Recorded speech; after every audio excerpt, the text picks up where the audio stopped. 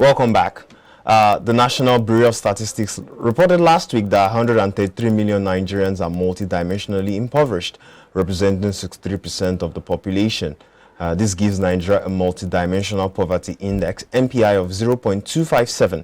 Additionally, 65% of the poor people, an estimated 80 million people, live in the north, while 35%, which represents about 47 million people, live in the southern region.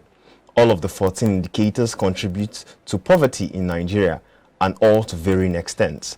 The report states that multidimensional poverty is significantly higher in rural areas, which is about 72%, than in urban areas, which has about 40%. From healthcare to food insecurity to education to nutrition, the numbers are low. Unemployment is also high, among others. This issue is a cause of concern. And to help us make sense of this, we have Nelson Ekujumi, Business and Public Affairs Analyst. Good morning, Mr. Ekujumi. It's nice of you to join us today. Good day. Thank you for having me. It's a pleasure. Yes. Let's start with let's have your thought about this report that was released last Thursday by the National Bureau of Statistics. It says that 133 million Nigerians are multidimensionally poor. What do you make of this? Yes, if you can hear me. I can hear you. I can hear you. Please go ahead. The report is a reflection of the reality of our current situation. Okay. There is no need beating about the bush. This is a fact that we are all conversant about. And what the report has just done is to reaffirm what we all know, what we have all been concerned about. Because the statistics reveal that even though we have not carried out, a thorough research in 56,000, households across 36 states and the Federal Capital Territory within November last year and February this year, like the NBS has done with its collaborative partners.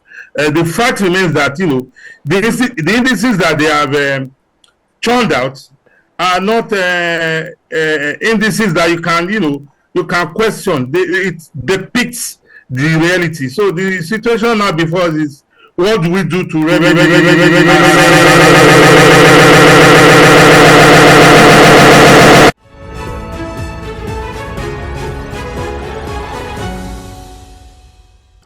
Sorry, we apologize for that break in transmission. We are still speaking with Nelson Ekujumi, Public Affairs Analyst. If we could continue on that note, we say we are looking at the indicators like education, healthcare, employment, nutrition. So I want you to continue on that thought that you were making before we went on the break. Yes, what I was saying is that the reasons for the low investment in this critical area of human development is not far-fetched. In virtually for the whole of 2020, the whole world was shut down, and if you are not producing, where do you expect to get the revenue to invest?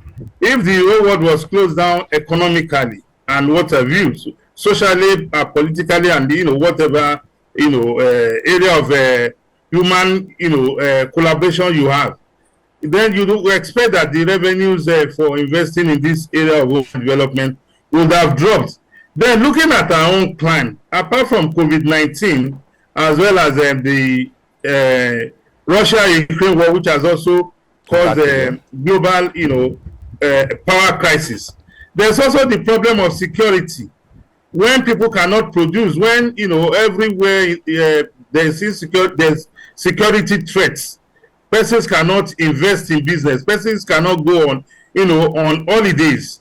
Because, for example, if I'm as a Nigerian now, I live in Lagos and I have a business to do maybe in a Boko in Benue State, because of the security threat in the country, I'd rather stay in Lagos and make my business through medium or through telecommunication.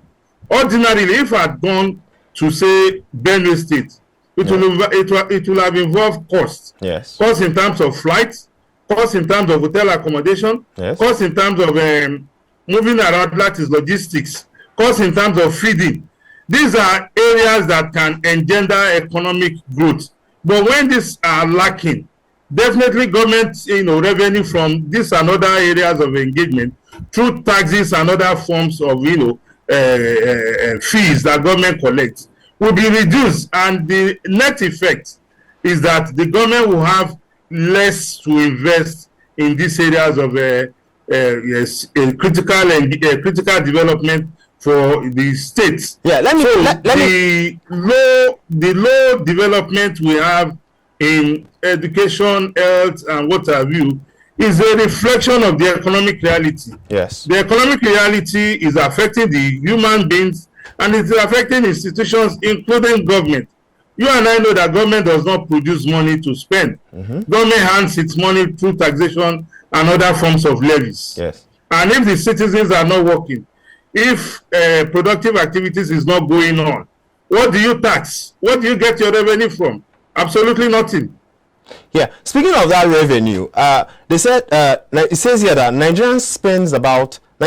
average Nigerian spends about 65% of their earnings on food.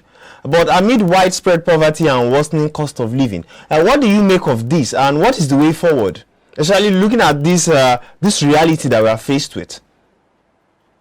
Well, the truth of the matter is that you have reeled out how much Nigerians spend on food, but you and I know very well that even in the midst of this excruciating poverty, nobody will toy with the stomach, even though the nutritional level, the nutritional quality is a source for debate, is a source for concern. People must put something in the stomach to be able to carry on with life, to be able to hope against tomorrow. Then the way forward is for the government, to put in place measures that will make life meaningful for the citizen. And what do I mean by this? By government investing more in critical infrastructures, in civic education, putting in place policies that will endear investors, both local and those from the diaspora, to come and invest their money in the country. And most importantly, government should invest more in education. Because when we talk about excruciating poverty, somebody can only get out of poverty if he's educated, if he's equipped with the necessary skills. If citizens don't have skills, what are they going to say? What are they going to negotiate with employers? The more you are skilled, the more the value you can earn in the market, the more you can get out of poverty. Well, that's a very good one. Now, let's go into that report. The issue appears to be controversial, but the numbers are there. We want to look at the disparity between the South and the North now. The reality is that the North, with a very large population, accounts for about 80% of this poverty rate, while the South, it's lower. They have the numbers in the North, but looking at this lack, what do you think about it? Like, what is this disparity, and how well will it affect us? Well, the disparity can be seen from the level of insecurity bedeviling the country. In the North today, almost every part of the North has been ravaged by Boko Haram and banditry and kidnapping. But in the South, we don't have banditry and insurgency. What we have are other crimes like kidnapping, and ritual murder and what have you. So this could explain the difference between why we have a high level of poverty in the North. And don't forget, the population in the North, they are emigrating to the South. So it will also be a contributing factor to the level of poverty in the North. And if you look at the educational investment, the educational investment of the North compared to the South is lower. So you expect that people who are not educated, either formally or informally, are very, very likely to fall into the poverty index than people who are. So the disparity can be looked at in terms of the educational disparity between the North and the South, can be looked at in terms of the security disparity, the level of insecurity in the North. Mr. Analysing, we'll go for a short break. When we come back, we'll put this to a wrap. Please stay tuned. Okay. Yes.